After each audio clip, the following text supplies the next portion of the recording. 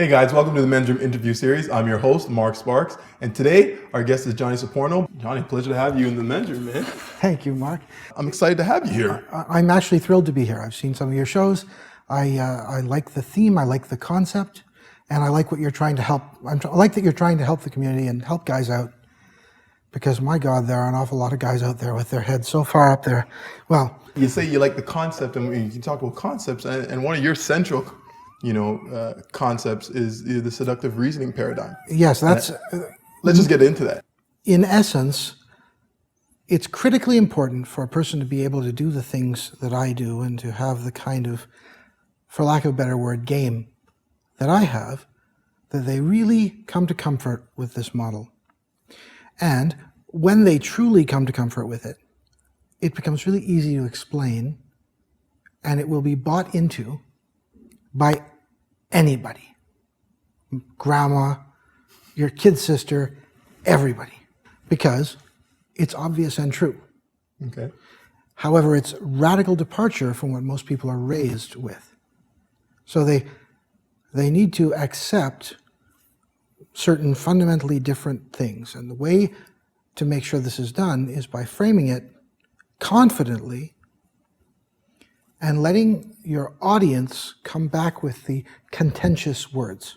And I'll explain that as I go through, but to make it very simple, we live in a society in which men are raised to believe they aren't good enough for women. In our society, men are raised to believe that they should never belong to any club that would have them as a member. So if they go into a place and they meet a girl as a person, without trying to run game on her, just being themselves, and the girl likes them, and she makes it clear she likes them, the guy's brain goes, uh-oh, this girl likes me. She can't be good enough for me. If the girl decides to come home with him, she must be a slut, because I didn't have to lie to her or nothing. And she just wanted to go to bed with me. Well, if she go to bed with me, she must go to bed with everybody. Because men have somehow bought into this idea that the person they are counts for nothing. The only thing that counts is how they present themselves. See, the truth is, if you meet some girl and you're just you, girls always say, just be yourself. And you are just you. And the girl says, well, you know what? I like this guy. And he clearly likes himself enough that he's not bullshitting me. He's just being the person he is. And she goes, you know, I could do him. And so she decides, let's see if that's going to work. And she goes home with you. What's she done? She said, well, the person that Mark is, having spent all the years becoming the person Mark is, that was all the investment he needed to make to be interesting enough to me. Now, if Mark says to himself, I didn't have to do anything, then Mark is ignoring everything that went into making Mark the person Mark is. Now, if instead we move back and say, okay, well, we have this problem in our society, and it's a very, very primal one. There is a sexual cartel. And the sexual cartel teaches all young women that the only appropriate sex, the only sex they should ever have, is sex for which they are rewarded with security, either the promise of security or the delivery of security in the form of money or trips or whatever, value. And men, stupidly, are raised to believe that the only sex they should want is cartel-approved sex. So even though sex with the girl you met once, had a good conversation with, and went back to her place, is really every bit as good and probably quite a bit better than sex with a girl you took out on 5 dates before she went home with you. We're taught to believe that the one where you went on 5 dates, that's a keeper. And the one who went to bed with you because she wanted to is trash. And this is crazy. The sexual cartel has managed to con men into believing that anything that they don't have to pay for has no value.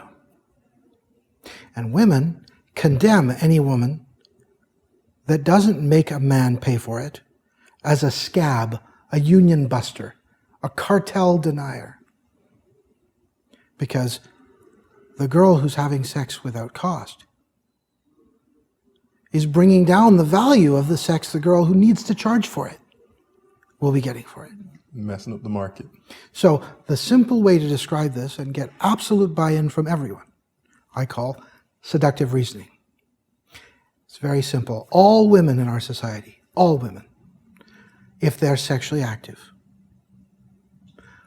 are divided into two categories. The one side, on the one hand, we have the woman who has sex to suit herself. She goes to bed with a guy because she thinks he's cute, or funny, or smart, or attentive, or because she's horny, or because he reminds her of someone she saw somewhere, or for whatever reason, for amusement, for pleasure. She decides, I like him. I'd like to have sex with him. And she does. She doesn't say, well, I'm not going to have sex with him unless he commits to pay. I'm not going to have sex with him unless he takes me to a movie, pays for dinner, buys flowers, spends money to demonstrate that he knows I'm worth paying for. And society has a nasty four-letter word to describe any woman who doesn't make men pay for it. We say about these women, not me as a person, not you as a person most likely, but society says about a woman, she gives herself away for nothing. She has no self-respect. Because for a woman to have self-respect, she's got to charge, right? So if she gives herself away for nothing, we have a nasty four-letter word. Now, it's very important you get the people in your audience, particularly women, to tell you the word, and the word will be slut. If they say hoe or whore, you say, wait a second, no. Those people do it commercially. I'm talking about someone who does it just for the fun of it, because they want to. Okay. Slut will ultimately be the word they come up with. Or equivalent. Sure. Tramp, trollop, whatever. But slut is the word you want to get to, ideally. So, okay, so we have this line. On this side, we have the ones who do it for their own purposes. We call them sluts. They give themselves away for nothing, therefore have no self-respect. Now we have the other side of the line. Those who would never give themselves away for nothing, they always charge for it. We have a nasty word to describe a woman who charges for it too. Okay? Now it might be hooker, prostitute, whore, whatever. You make sure your audience gives you this word before you use it. Because if you use the word, you say, oh, all women are sluts or whores, then you're going to get drinks thrown in your face and people walking away from you. But if you stage this properly, they will recognize that that's the way society defines women. It's a wonderful double bind. Damned if you do, damned if you don't. Must be great to be a girl, huh? So, women are raised by their parents to follow this rule. Now, on the whore side, there are two grades. There's low status whore. We call her a hoe. Cute. The hoe is a girl who says, well, he promised to take me to Tahiti, or he said he's going to take me skiing in Aspen, or he took me on this trip, or he bought me a coat, or he paid my rent, or he got my kids into a better school, he did my taxes. As long as there's some direct payment, she knows as long as she's putting out, she's bringing in. So it might be as simple as the promise. I'm going to be with you forever. I'm going to love you forever. She says, okay, good. Now I've got what I need, that promise of security, so I can now have sex with this person. Now, the low status hoe could also just be something like, give me $300, do you in the back of your car. Whatever. Right. Works out to the same thing. But low status whores are still not given anywhere near as rough a ride as sluts. And then there are high status whores. The high status whore offers her sexuality for an exorbitant price. She says, if you want some of this, you've got to commit to support me for the rest of my life and my children, which you'll presume are yours, I suppose. And this woman, once she makes that transaction, once she signs the contract, she doesn't even have to have sex with the guy. And quite often she won't. And this high status whore is considered to be the pinnacle of appropriateness for women. We have a nasty 4-letter word for that sort of woman too. We call her a wife. Now, you can walk through this model with your own mother, with your aunts, with anyone in groups or individually. Some of them will say, oh no, but what about love? What about this? Hear them out. They've already recognized the truth of what I'm saying, and they'll have recognized what you've said too. Society is the villain here. We've been raised to believe that a woman who makes up her own mind, who does what she wants for her own reasons, is a villain. Unwashed, unworthy, carries disease or whatever. Whereas a woman who will at least make a man pay, well, at least she has self-respect. Now, interesting. Mommy tells her daughters, mustn't be a slut, honey. Don't be a slut. You mustn't have a bad reputation. If you get a bad reputation, men will believe they can use you. And being used is the worst sensation in the world. And this is fair. Feeling used is a tremendously bad sensation, whether it's a guy who spent a bunch of money trying to impress a girl, get into her pants, and he doesn't get anywhere. He feels used. Or a guy who's married a woman and discovers that the child that he's been raising as his own isn't related to him by blood. He'll feel used. Or any situation in which a woman is promised security and she comes through with her end of the deal and she doesn't get the security she was promised, she'll feel used. Take a girl home, go to bed with her, don't call her the next day, she feels used. No one wants to feel used, male or female. This is a case of poor expectation management. It's critically important that both sides know what they can expect. And this is where good communication comes in handy. Right. Now, I'm going to return to that in a minute, but I'd like to come back to what I was saying before. Okay. We have uniform distress over people's being sluts. Mommy says, if you give away the milk, no one will buy the cow. Which is her way of saying, don't forget, honey, I raised you to be a whore. And that's an interesting take. And why do you say that?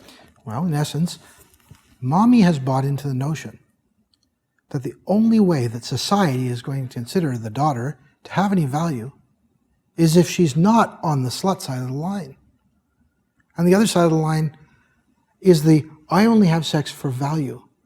I only have sex for payment because my punani is the source of all value for me. And that's the way women have been raised. And it's vile. It's insane. And tremendously anti-female. But even feminists will try and defend that position because they haven't thought it through. So when you actually stop and think about it, you go, okay, Mommy says, don't be a slut. Why? Mommy hates sluts. Sluts are Mommy's greatest fear. If Daddy is having sex with some hoe, his secretary, or someone who's trying to move up in the corporate ladder, or someone that he's paying in some way, some girl he's dating and buying things for, some mistress, Mommy knows it's cheaper to keep her. She's not really worried he's going to leave. As long as he's subtle, as long as he's respectful, she'll let it slide. She'll be mad. She'll treat him with nasty passive-aggressive behaviors, but she'll accept it.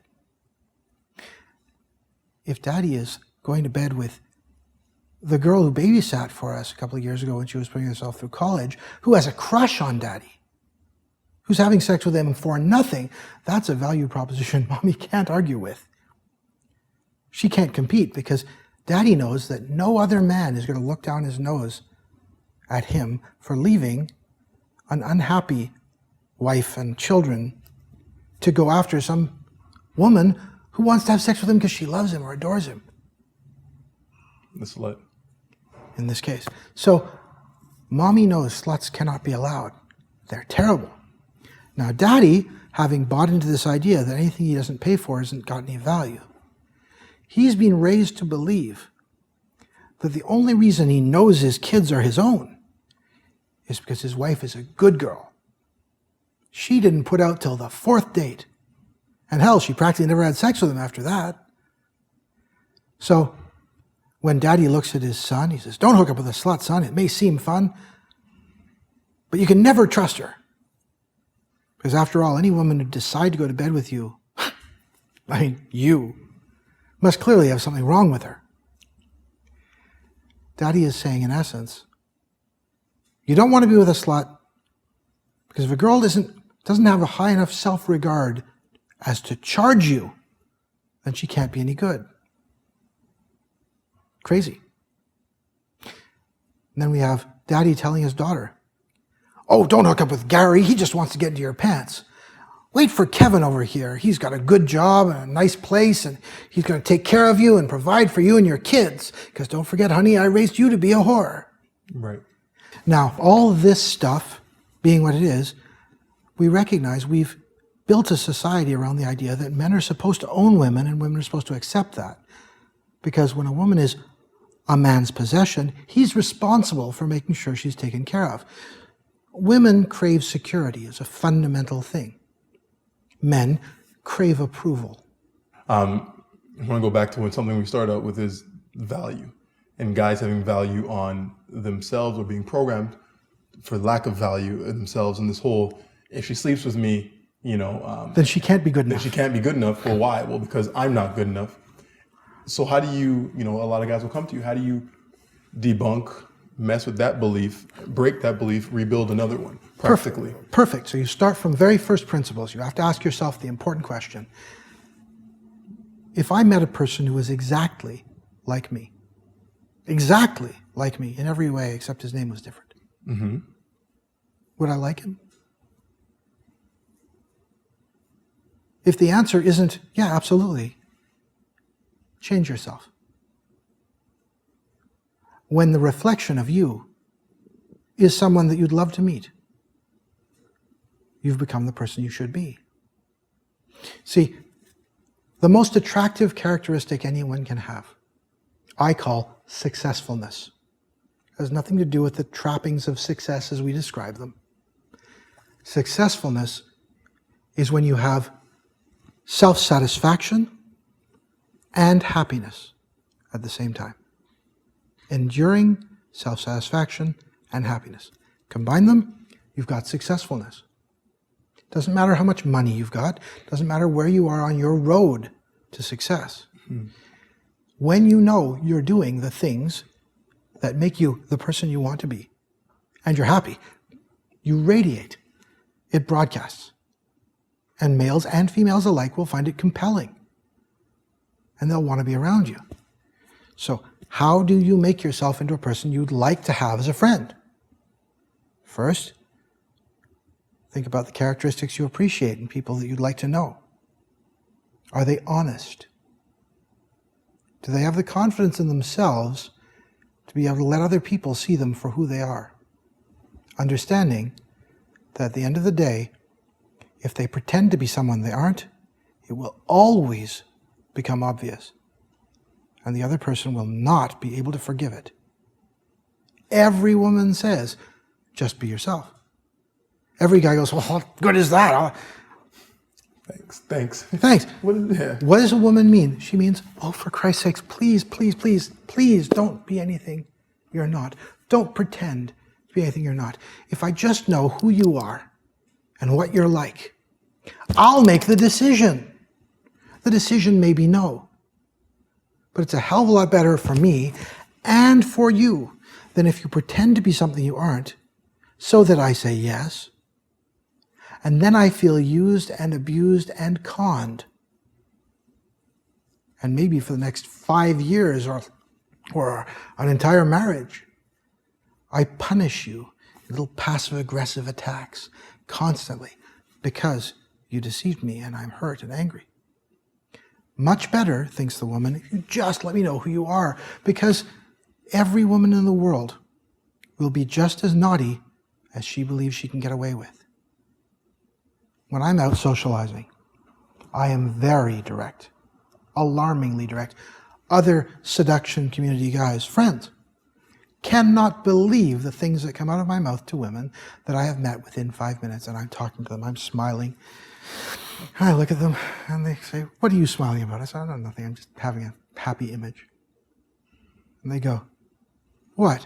I'm just thinking about what you're going to look like, all smiling up at me in your own post-orgasmic ecstasy, covered in a healthy dollop of my fresh love gravy. And they go, oh, no guy's ever going to do that. I go, hey, whatever, hon, look. It doesn't matter. That happens to be a fetish of mine. So if you're ever looking for a way to really thrill me, you'll just have it. I'm just putting it out there. But I would never, ever decorate some pretty girl's face without her invitation.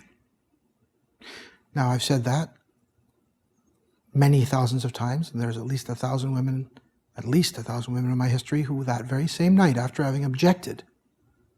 See, I'm fairly old now, I'm in my 40s, and I think back to the days before it was commonplace, semen facials and the whole thing. And I would say it to a girl, and she would go, oh, how awful, I would never. I'd say, look, hon, whatever, but if you're ever looking for a way to thrill me, and pretty much without fail, by the end of that evening, she would be saying to me, go ahead, please, dress me up. So what would be your, I guess, moving from that objective conversation or the objection in that conversation to the end of the evening? The key element is I really do like myself. I own my shit. I am me. I let every person have the respect of making up their own mind about me. I don't pretend to be anything. If you like me, great. If you don't, hey, that's a shame. But I'm not going to alter myself so that you'll like me. I'll continue being me. Now, women find this incredibly powerful, because if a man is able to overcome his primary craving, that craving for approval, then he becomes free. If a man doesn't give a shit what other people think of him, he can do anything. And at the end of the day, what matters most to women, what they really want, is a man who owns his shit, right, and is prepared to lead them to where they want to go without their having to tell them. I want to speak on leading to where you want to go without telling. In your time in the adult entertainment industry, you talk about women going down on women, and you have to teach these women. Sure. So let's touch on that sex thing. Sure. The other thing, every girl. Let me just say this. I'm a fat, balding 40-something. I do better than most rock star friends of mine with girls. Why do I have such pull? Is it because I'm loaded? I ain't. Is it because I spend a lot of money I can't afford to? I don't. It's because I treat women like people. And I let them make up their own minds, and I encourage them to do exactly what they want to do with non-judgmental acceptance. Now, because of this, many, many, many, many girls over the years have come to me and said, I want to have my first bi experience. Can you teach me? I say, sure. Lots of girls over the years have said, oh, that stuff you do, it's so amazing. Could you teach my husband? I say, hey, no problem. Get him to phone me. I'll teach him anything he wants to know. But I'm not going to call your old man and say, I was doing this to your wife and she was really enjoying it. She'd like you to be able to do it too. That doesn't go over well. This also doesn't go over well with girls, and many of my girlfriends have been bi, or in fact, my beloved, my partner, Violet, was married to another woman for 4 years before we hooked up. Now, the key thing is, women are tremendously poor communicators of what they like to men. Men seem to all think they're grown up when it comes to making girls happy. They all think they know, and they usually don't. But they've believed they know because when they were doing a terrible job, the women would surreptitiously communicate to them they were doing a great job. You see, many of my clients over the years have said, I don't understand it. It was such a great date. We went out, we had a terrific time, we made out like crazy in the parking lot, we went back to her place, she had a spectacular time, and then she didn't call me or take my calls. I guess it was post-purchase anxiety, buyer's remorse. I said, no, you're probably just a lousy lay. Oh no, you should have heard her. She was writhing all over the place and screaming. I said, yeah, so you were a lousy lay. And they go, huh? I say, look, when a girl's about to come, she stops moving. The only thing that she'll move, if she's moving anything, is the thing that's about to make her come. Because it's kind of like if I were scratching your back because you had an itch just to the left of the center. And I was scratching on your spine. And so what would you do? You'd turn a little. But I kept scratching your spine. This is what guys do to girls all the time, and it makes them crazy. Girls move because they're hunting. They're trying to get themselves into the position where what you're doing will work. So when you're with a girl and you're doing whatever, you have to tell her right up front, you have to say, listen, I'm so glad that I'm welcome here today. And I'm counting on your helping me to make sure I'm welcome here forever. Because my mission is to delight you so much that you are going to invite me back. So I need you to try to communicate to me anything you want, and I need you to trust that I will do my best not to fail to hear it. When you tell me, oh, do that, I won't just keep doing that for 5 seconds and move on. I'll do everything I can to do it for as long as I possibly can.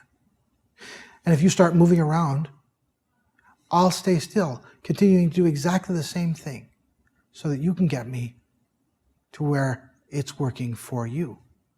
And if you look to me to have lifted your pelvis up to be able to do that, I'll push down a little bit harder until you're able to lower your pelvis so I can stay exactly where you want, doing exactly what you want, but your pelvis can be leaned down and you can have your ass back on the bed. In other words, I'm going to try and read you, recognize what you're communicating to me wordlessly, and follow it up to return you to a more comfortable way without changing what it is you want. Now, if you can't say the words because for whatever reason, either you're inhibited, you're caught up, or because in the moment, the heat of the moment is too much, anything will do, or I'll try and just read your body. But don't ever feel inhibited or ashamed to say no, or faster, or more, or warmer, or colder, or softer. Say anything you like, and I'll do my best to work with it, because communication between the two of us is the most likely to provide you with the result you want. Because what I desperately don't want, and I say this to women all the time, and when I say it, they laugh their asses off. What I desperately don't want is to do something wrong and for you to fake an orgasm to get me to stop. And every girl laughs, because almost every girl in the world has done it. And they can't believe I know. And I say, I understand. Most guys have at least one incredibly bad habit that they learned all those years ago, and they try on girl after girl after girl if they're having trouble getting her off. Because when they tried it at first, the girl they were doing it on, not knowing how to get them to stop, faked an orgasm. And then the next girl that they tried it on also faked an orgasm to get them to stop. So they kept getting feedback that, oh, do this, it gets them to have an orgasm right away. And they'll break that out. And then they don't understand why you don't take their calls or call them back. Because they thought you had a great time. Since my mission is to get invited back a lot, I need your help. Now, I'll be honest, these days, I'm usually a lot better at reading girls' body language than they are at communicating it because they don't even understand themselves. It's important to remember, and when I've been teaching girls how to go down on other girls, how to delight other girls, but more importantly, how to make it look good for a camera. One of the things that really matters is that every woman is different. I've gone to bed with some girls where blowing on the hood of their clit was enough to send shivers up and down them. They couldn't take any more than that. And other girls where you pretty much had to lean their clit hood back and hit them with a belt sander before they'd notice you were doing anything. Imagine if those two girls hooked up, went home together for the first time. Belt sander girl lies back. Feather touch girl proceeds to go down on belt sander girl. Belt sander girl's sitting there going, you can start any time, but not saying it because she doesn't want to hurt or upset her partner. So eventually she fakes an orgasm, because this is what society and her culture and her brain has taught her to do. Now she switches around. She proceeds to go down on Featherlight Girl with belt sander enthusiasm. Featherlight Girl is hanging like Sylvester the cat from the chandelier above the bed, trying to get away. This is a very bad situation. Each one of them convinced they should know what to do because they've got one of these. See, guys are incredibly simple. Half a dozen different things at half a dozen different speeds. That covers the whole gamut of stuff that women are expected to know how to do for guys. What guys can do for girls and what girls can do for girls is fantastically more broad, particularly because what a girl enjoys will change, not just from week to week and day to day, but hour to hour and minute to minute. I'm sure you've been to bed with some girls who, at the beginning, if you teethed their nipples, they would have freaked right out because it would have been way too sensitive. And by the time they were having an orgasm, you practically could have chewed those things right off. Because as their hormones change, as their endorphins kick in, their sensitivities change. Mm-hmm. When you start to understand that something you did to your girlfriend yesterday that worked perfectly, today might not work at all, and 2 weeks from now might work perfectly again, and you've got no way to predict it, you start to realize, okay, so kind of like if I were a martial artist, I'd realize that it's not enough to get taught how to throw a punch. Throwing a punch is great, it's not going to help. I need to know how to block, how to manage. And then, even knowing all the things at the first level isn't enough. I need to be taught more advanced things because there'll be more and more complex situations that come up. But ultimately, even if you had bought a book on teach yourself Kung Fu and memorized every move, it would ultimately be useless to you because the very first time you came across someone who was not in the book, everything would fall apart. It's like learning how to play chess from your dad. By the time, after playing and playing and playing, you can beat him, you go out in the real world, you get your ass handed to you by the first guy you play because he wasn't your dad and didn't play by the same things. So you start to realize that just like in martial arts, there's a point at which you need to start sparring with lots of opponents. And by the same token, for both men and women, having lots of partners and caring about their satisfaction makes you a better lover. As a matter of fact, if given the choice between a girl who's had no partners or one partner or 100 partners, I absolutely guarantee you I'll be with that 100 partners girl every single time. Every time. Bear in mind that the tightness of virgins isn't caused because their muscles are very strong. As a matter of fact, if you think about it for a moment, you'll realize you see some guy at the gym curling 40 pounds like this over and over again. You look at his biceps, you say, wow, his biceps sure are loose and weak from use, huh? No. His biceps get stronger and more powerful from use, just in the same way a vagina does. It's all muscle. So, the idea that a person who never uses their muscle will somehow be tighter is crazy. It's just bad propaganda. The truth is, a virgin is tight because usually she's terrified. And every part of her brain is forcing her to be as closed as she can. But when a girl's relaxed and comfortable, just like with anal, when she's relaxed and comfortable, everything goes great. See, with anal sex, in order to make anal sex work for women, the woman has to understand two things. One, it's designed to make her happy. Two, your only interest is delighting her. Ultimately, your interest will be your own delight too, but you're going into this with the intention of delighting her. When she trusts this, she can relax. When she can relax, everything moves easily. Mm-hmm. If she doesn't trust it, if she's afraid, she'll clench up and it will be incredibly painful. So it's critically important to communicate that your intention is her happiness, her pleasure. It's important to remember, recently, the medical community recognized that the G-spot not only exists, but is analogous to the prostate gland. It's the female prostate. And the anterior fornix erogenous, the bottom, if the girl's ass is in your hands, and her clit is up here. Guys, clit's up here. Okay? The back side, the anterior fornix erogenous. Okay? On the upper top here, by great respect to my man Steve P., who taught me not to use these two fingers, which got to be pretty damn exhausting, but these two go forever. Okay? Peter Parker. Exactly. It's not actually a web, it's just long, slimy stuff, but it's great. Okay, now, when a girl's like this, the anal canal runs exactly along line with, for all intents and purposes, the matrix of nerve endings that control the sensations she gets from powerful deep spot and G-spot orgasms.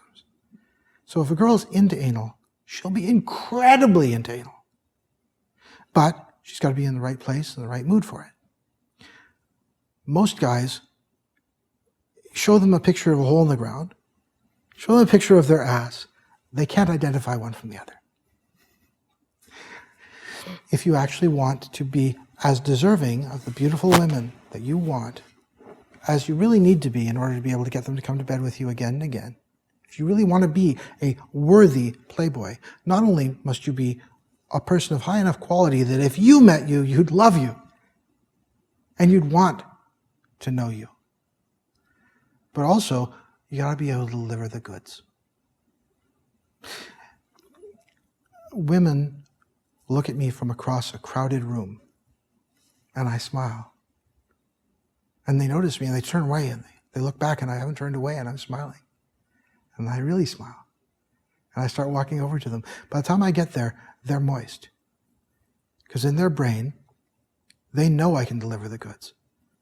And in their most primitive space, in their mind, their brain is saying, this guy is coming over to mate with me.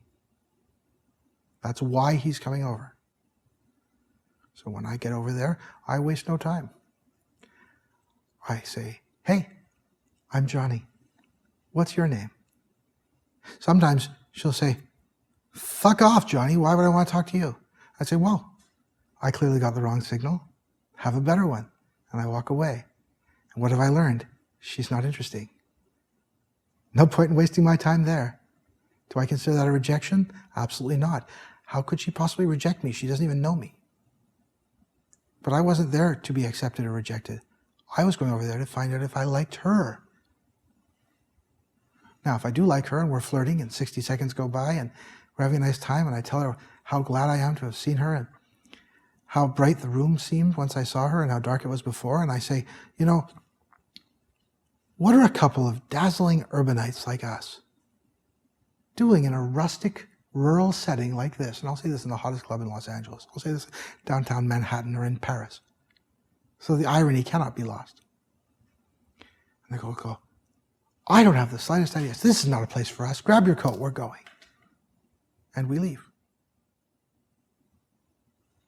Why? Because I'm prepared to lead. Because there's no part of me that has any compunction about it. There's no angst, oh, is she going to like me? Is this going to work? Am I going to get shot down? Shot down? Mm-hmm. My ability to float above the clouds is not because I'm full of hot air. It's by will. Johnny, we could sit here and rap for a minute. I really thank you for coming out to the It's been a men's pleasure. room. And we look forward to the next time we get to sit down and chat. I look forward to it too. I'm happy to come back anytime you'd like to have me. And we might have to try that line out in Paris. I'm going to have to be there next time. Sounds like a blast. Awesome. Guys, this is the Men's Room interview series. Mark Sparks. We'll see you next time.